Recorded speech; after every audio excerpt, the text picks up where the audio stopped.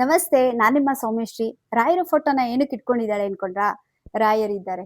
ರಾಯರನ್ನ ನಂಬಿದ್ರೆ ಖಂಡಿತ ಕೈ ಬಿಡಲ್ಲ. ತುಂಬಾ ಜನ ನನ್ಗೆ ದರ್ಶನ್ ಸರ್ ಬಗ್ಗೆ ವಿಡಿಯೋ ಮಾಡಿದಾಗ ಬ್ಯಾಡ್ ಕಮೆಂಟು, ಅರ್ಧ ಜನ ಬ್ಯಾಡ್ ಕಮೆಂಟ್ ಹಾಕಿದ್ದಾರೆ, ಅರ್ಧ ಜನ ತುಂಬಾ ಖುಷಿ ಪಟ್ಟಿದ್ದಾರೆ, ಒಳ್ಳೆ ಕಮೆಂಟ್ಸ್ ಕೂಡ ಕೊಟ್ಟಿದ್ದಾರೆ. ರಾಯರಿದ್ದಾರೆ, ಅವರು ಯಾವ ಡೇಟಲ್ಲಿ ಬರ್ತಾರೆ, ಯಾವಾಗ ಬರ್ತಾರೆ ಅಂತ ತುಂಬಾ ಜನ ಒಂದ್ ಸ್ವಲ್ಪ ಇದಾಗಿ ಮಾತಾಡಿದ್ದೀರಾ. ನೀವು ಮಾತಾಡಿರೋದಕ್ಕೆ ರಾಯರ ಒಂದಿನ ನಿಮ್ಗೆ ಉತ್ತರನ ಕೊಟ್ಟೇ ಕೊಡ್ತಾರೆ, ಆದಷ್ಟು ಬೇಗ ಕೊಡ್ತಾರೆ. ಖಂಡಿತ ನಮ್ಮ ಮನೇಲಿ ರಾಯರು ಪ್ರಸಾದ ಕೊಟ್ಟಿದ್ದಾರೆ ಅಂದ್ಮೇಲೆ ದರ್ಶನ್ ಸರು ಆದಷ್ಟು ಬೇಗ ಬರ್ತಾರೆ. ಇವತ್ತು ಒಂದು ಘಟನೆ ಬಗ್ಗೆ, ರಾಯರ ಪವಾಡದ ಬಗ್ಗೆನೂ ಕೂಡ ನಾನು ಮಾತಾಡ್ತೀನಿ. ಬರ್ತಾರೆ, ದರ್ಶನ್ ಸರು ಬರ್ತಾರೆ. ತಪ್ಪು ಮಾಡದೇ ಇರೋರು ಯಾರು ಇಲ್ಲ. ನಾನು ಮಾಡಿರ್ತೀನಿ, ನೀವು ಮಾಡಿರ್ತೀರಾ, ಎಲ್ಲರೂ ಮಾಡಿರ್ತೀರಾ. ಆದ್ರೆ ರಾಯರು ಕೊಡ್ತಾರೆ, ದೇವ್ರು ಕೊಡ್ತಾರೆ ತಿದ್ಕೊಳಕ್ಕೆ. ನಾವೇನಾರ ತಪ್ಪು ಮಾಡಿದಾಗ ತಿದ್ಕೊಳಕ್ಕೆ ಅಂತ ಒಂದು ಚಾನ್ಸ್ ಅಂತ ದೇವ್ರೇ ಕೊಡ್ತಾರೆ. ಆದ್ರೆ ಕೆಲವರು ಪ್ರಪಂಚದಲ್ಲಿ ಇರುವಂತ ಕೆಲವು ಮನುಷ್ಯ ತಪ್ಪು ಮಾಡಿದ್ರೆ ಅವನ್ನ ಬದುಕೋಕ್ಕೂ ಬಿಡಲ್ಲ, ಅವ್ನ್ ತಿದ್ಕೊಂಡು ಜೀವನ ಮಾಡಕ್ಕೂ ಬಿಟ್ಕೊಡಲ್ಲ, ಅವನನ್ನ ತುಳಿಯಕ್ಕೆ ಟ್ರೈ ಮಾಡ್ತಾ ಇರ್ತಾರೆ.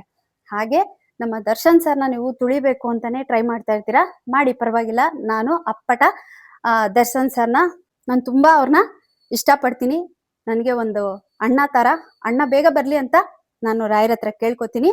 ನಮ್ಮ ಮನೇಲಿ ಪ್ರಸಾದ ಕೊಟ್ಟಿದ್ದಾರೆ. ತುಂಬಾ ಜನ ಬ್ಯಾಡ ಕಮೆಂಟ್ ಹಾಕಿದಿರಾ, ಒಳ್ಳೆ ಕಮೆಂಟ್ ಹಾಕಿದಿರಾ, ಎಲ್ಲಾನು ತಗೋತೀನಿ. ಒಳ್ಳೇದು ತಗೋಬೇಕು, ಕೆಟ್ಟದ್ದು ತಗೋಬೇಕು ಅಲ್ವಾ? ತಪ್ಪು ಅವ್ರು ಮಾಡಿದಾರ ಇಲ್ವಾ ಅನ್ನೋದು ಇವ್ರು ಮಾತ್ರ ಕರೆಕ್ಟ್ ಆಗಿ ಗೊತ್ತಿರುತ್ತೆ.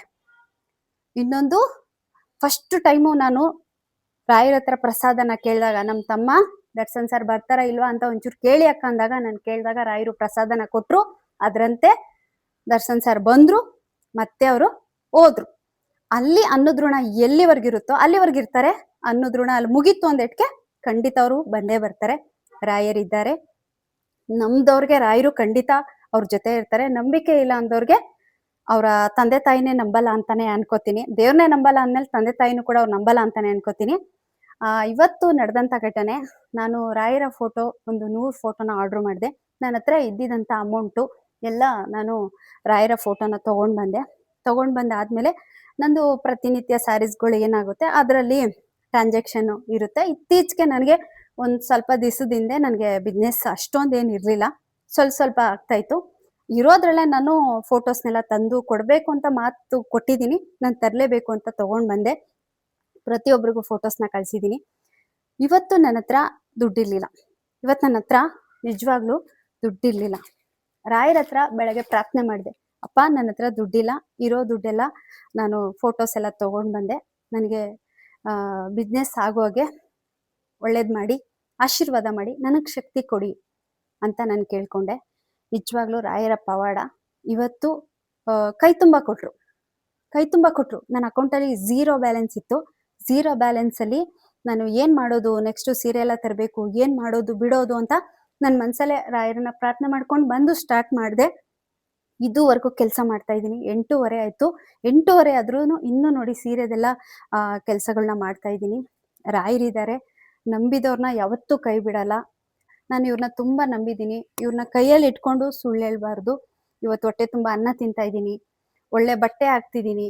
ನಾವು ಆರೋಗ್ಯವಾಗಿ, ನಮ್ಗೆ ಯಾರೇ ಏನೇ ತೊಂದರೆ ಮಾಡಿದ್ರು ಇಷ್ಟು ಫೇಸ್ ಮಾಡ್ಕೊಂಡು ಜೀವನ ಮಾಡ್ತಿದೀವಿ ಅಂದ್ರೆ ನಮ್ಗೆ ರಾಯರಿದ್ದಾರೆ. ಎಲ್ಲದಕ್ಕಿಂತ ಹೆಚ್ಚಾಗಿ ಹೇಳ್ಬೇಕು ಅಂದ್ರೆ, ರಾಯರು ನನ್ನ ತಾಯಿಗೆ ಮರುಜೀವ ಕೊಟ್ಟಿದ್ದಾರೆ. ನಾನು ಡಾಕ್ಟರ್ ಹತ್ರ ಹೋಗಿ ತೋರಿಸಿದಾಗ, ಆಪರೇಷನ್ ಮಾಡಿಸಿದ್ರೆ ಖಂಡಿತ ನಿಮ್ಮಮ್ಮ ಎದ್ದು ಒಡ್ಡಾಡಲ್ಲ, ಫುಲ್ ಬೆಡ್ ಮೇಲೆ ನೀವು ಒಂದು ಮಗುನ ಸಾಕ್ದಂಗೆ ಸಾಕ್ಬೇಕು ಅಂತ ಹೇಳಿದ್ರು.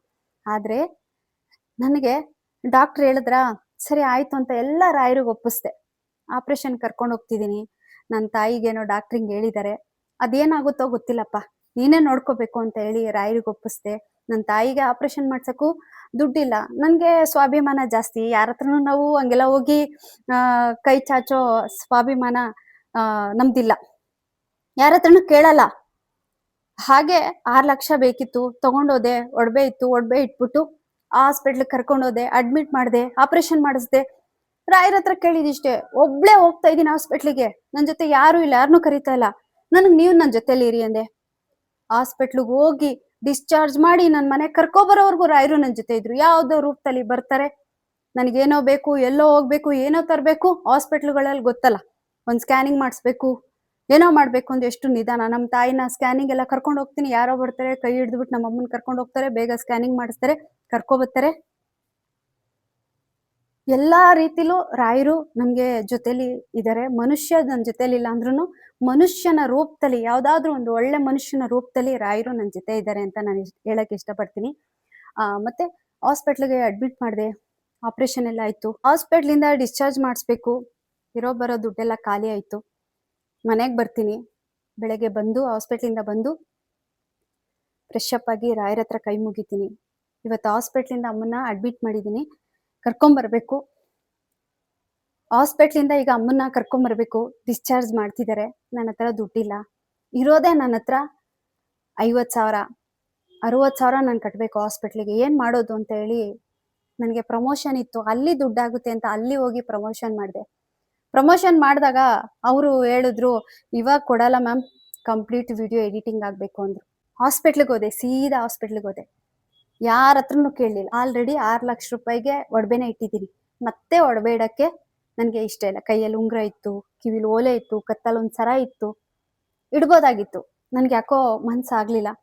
ಏನಪ್ಪ ಇದು, ನಮಗ್ ಕೊಡ್ಬೇಕಾದ್ರೂ ಒಬ್ರು ಕೊಟ್ಟಿಲ್ಲ, ನನ್ಗೆ ಯಾಕೆ ಹಿಂಗೆ ಈ ತರ ಪರಿಸ್ಥಿತಿ ಅಂತ ಅನ್ಕೊಂಡು ಹೋಗಿ ಕುತ್ಕೊಂಡೆ. ಅಮ್ಮ ಹೋಗೋಣ ಡಿಸ್ಚಾರ್ಜ್ ಮಾಡಿಸು ಅಂದ್ರು. 10,000 ರೂಪಾಯಿ ಶಾರ್ಟೇಜ್ ಇದೆ ನನಗೆ. 50,000 ರೂಪಾಯಿ ನನ್ನ ಹತ್ರ ಇದೆ, ಅದಕ್ಕಿನ್ನ 10,000 ಹಾಕಿ 60,000 ಕಟ್ಟಬೇಕು. ಏನ್ ಮಾಡೋದು ಅಂತ ಹೇಳ್ಬಿಟ್ಟು ಹಂಗೆ ಕುತ್ಕೊಂಡಿದ್ದೀನಿ. ದೇವರ ರೂಪದಲ್ಲಿ ಡಾಕ್ಟರ್ ದಿವ್ಯಾ ಮೇಡಮು ನನಗೆ 10,000 ರೂಪಾಯಿ ನನ್ನ ಅಕೌಂಟ್ಗೆ ಹಾಕಿದ್ರು. ಹಿಂಗೆ ನಾನು ಕೇಳಿರೋದು ರಾಯರ ಹತ್ರ 10,000, ನಾನು ಕೇಳಿರೋದು 10,000, ನನ್ನ ಅಕೌಂಟಿಗೆ ಬಂದಿರೋದು 10,000. ದೇವ್ರ ರೂಪದಲ್ಲಿರುವಂತವ್ರು ಡಾಕ್ಟ್ರು, ಅವ್ರ ಮುಖಾಂತರ ರಾಯರು ನನಗೆ 10,000 ರೂಪಾಯಿ ಹಾಕ್ಸಿದ್ದಾರೆ. ಇದು ರಾಯರ ಪವಾಡ ಅಲ್ವಾ? ದಿವ್ಯಾ ಮೇಡಮು ನಾನು ಕ್ಲೋಸ್ ಇಲ್ಲ, ಏನು ಇಲ್ಲ. ಯಾವತ್ತೋ ಒಂದಿನ ಅವರು ನಮ್ಮ ಮನೆಗೆ ಬಂದಿದ್ರು, ನಮ್ಮ ಮನೆಗೆ ಪೂಜೆಗೆ ಬಂದಿದ್ರು ಅಷ್ಟೇ. ದಿನ ಮಾತಾಡೋರಿಲ್ಲ, ಏನು ಇಲ್ಲ. ಅವ್ರಿಗೆ ಏನ್ ಅನಿಸ್ತೋ ಏನೋ ಗೊತ್ತಿಲ್ಲ, ಸಡನ್ ಆಗಿ ಬಂದು 10,000 ಹಾಕಿದ್ರು. ನಾನು ಯಾಕೆ ಮ್ಯಾಮ್ 10,000 ಹಾಕಿದ್ದೀರಾ ಅಂದ್ರೆ, ಇಲ್ಲ ಸೌಮ್ಯ, ಅವರು ನನ್ನ ತಾಯಿ ಇದ್ದಂಗೆ, ತಗೋ ನಿನ್ ಖರ್ಚಿಗೆ ಇಟ್ಕೊ ಅಂತ ನಾನು ಹಾಕಿದ್ದೀನಿ ಅಂದ್ರು. ಅವಾಗ ನಾನು ಇಮಿಡಿಯೇಟ್ಲಿ ಅವ್ರಿಗೆ ಹೇಳ್ದೆ, ಮ್ಯಾಮ್ ಈ ತರ ನಡೀತು, ರಾಯರ ಹತ್ರ ನಾನು ಕೇಳ್ದೆ ಹಿಂಗೆ 10,000 ಬೇಕು ಅಂತ, ನೋಡಿದ್ರೆ ನೀವೇ ದೇವ್ರ ತರ 10,000 ಹಾಕ್ಬಿಟ್ಟಿದ್ದೀರಾ ಅಂತ ಅಂದಾಗ, ಅವ್ರಿಗೂ ಎಲ್ಲ ಒಂದ್ ಕಡೆ ನಾನು ಹೇಳಿದ ಮಾತು ಕೇಳಿ ಅವ್ರಿಗೆ ಒಂಥರ ಆಶ್ಚರ್ಯ ಆಯ್ತು.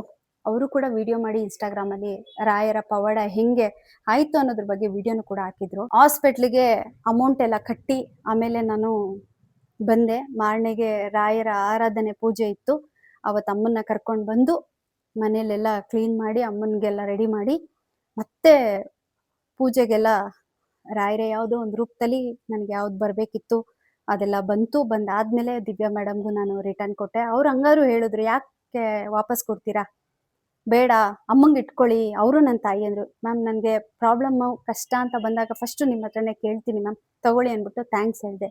ಹಂಗೆ ರಾಯರಿದ್ದಾರೆ. ರಾಯರ ಪವಾಡ ಯಾವ ರೀತಿಲಿ ಹೆಂಗ್ ನಡೆಯುತ್ತೆ ಅಂತ ಹೇಳಕ್ಕಾಗಲ್ಲ. ಇವತ್ತಿಗೂ ಅಷ್ಟೇ ನನ್ನ ಜೀವನದಲ್ಲಿ ಇವತ್ತು ಈ ದಿನಕ್ಕೆ ನನಗೆ ರಾಯರ ಪವಾಡನೇ ಆಗಿದೆ.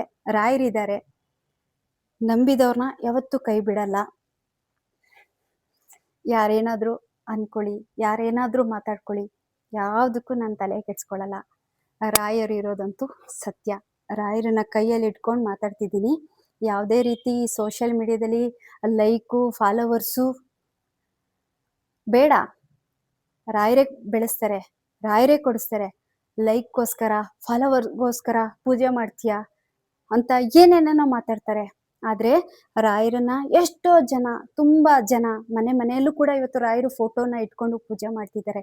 ಯಾಕೆಂದ್ರೆ ಒಬ್ರು ಮಾಡಿದ್ ನೋಡಿ ಅವ್ರಿಗೇನು ಒಳ್ಳೇದಾಗಿದೆ, ಅವ್ರು ಅಷ್ಟ್ ಚೆನ್ನಾಗಿ ಮಾಡ್ತಿದಾರ ಅಂತ ಇವತ್ತು ಒಬ್ರಿಂದ ಸಾವಿರಾರು ಜನ, ಲಕ್ಷಾಂತರ ಜನ ಇವತ್ತು ಮನೇಲಿ ಪೂಜೆ ಮಾಡ್ತಿದ್ದಾರೆ. ನಾನು ಹೇಳ್ತೀನಿ ನೋಡಿ, ಇನ್ನು ಇವಾಗ ಮಂತ್ರಾಲಯದಲ್ಲಿ ಕಾಲಿಡಕ್ಕಾಗಲ್ಲ, ಅಷ್ಟು ಜನ ಸಾಗರನೇ ಇದೆ. ನೆಕ್ಸ್ಟು ತಿರುಪತಿಗೆ ಹೋದಾಗ ನಾವ್ ಹೆಂಗೆ 1 ದಿನ 2 ದಿನ ವೆಯ್ಟ್ ಮಾಡಿ ದರ್ಶನ ಮಾಡ್ಕೊ ಬರ್ತೀವೋ, ಅದೇ ರೀತಿ ನೆಕ್ಸ್ಟ್ ರಾಯರನ್ನ ನಾವು ದರ್ಶನ ಮಾಡ್ಬೇಕು ಅಂದ್ರೆ 2 ದಿನ 3 ದಿನ ವೆಯ್ಟ್ ಮಾಡ್ಲೇಬೇಕು. ಅಂತ ದಿನ ಬಂದೇ ಬರುತ್ತೆ.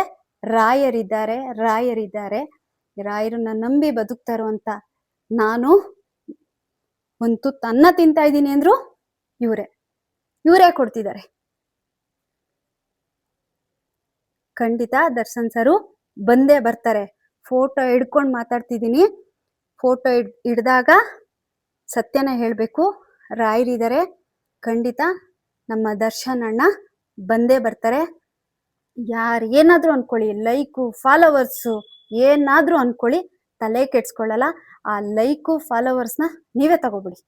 ಎಲ್ಲಾರ್ಗೂ ಒಳ್ಳೇದ್ ಮಾಡ್ಲಿ. ರಾಯರಿದ್ದಾರೆ, ರಾಯರಿದ್ದಾರೆ. ಇಲ್ಲ ಅನ್ನೋದಕ್ಕೆ ನೋಡಿ, ಕಂಪ್ಲೀಟು ನಾನು ಸ್ಯಾರಿನ ಇಲ್ಲಿ ಇಟ್ಟಿದ್ದೆ. ಕಂಪ್ಲೀಟು ನೋಡಿ, ಕಂಪ್ಲೀಟ್ ನಾನು ಸ್ಯಾರಿನ ಇಟ್ಟಿದ್ದೆ. ನಾನು ಸುಳ್ಳು ಹೇಳ್ತಾ ಇಲ್ಲ, ನಿಜ ಹೇಳ್ತಾ ಇದ್ದೀನಿ. ರಾಯರಿದ್ದಾರೆ.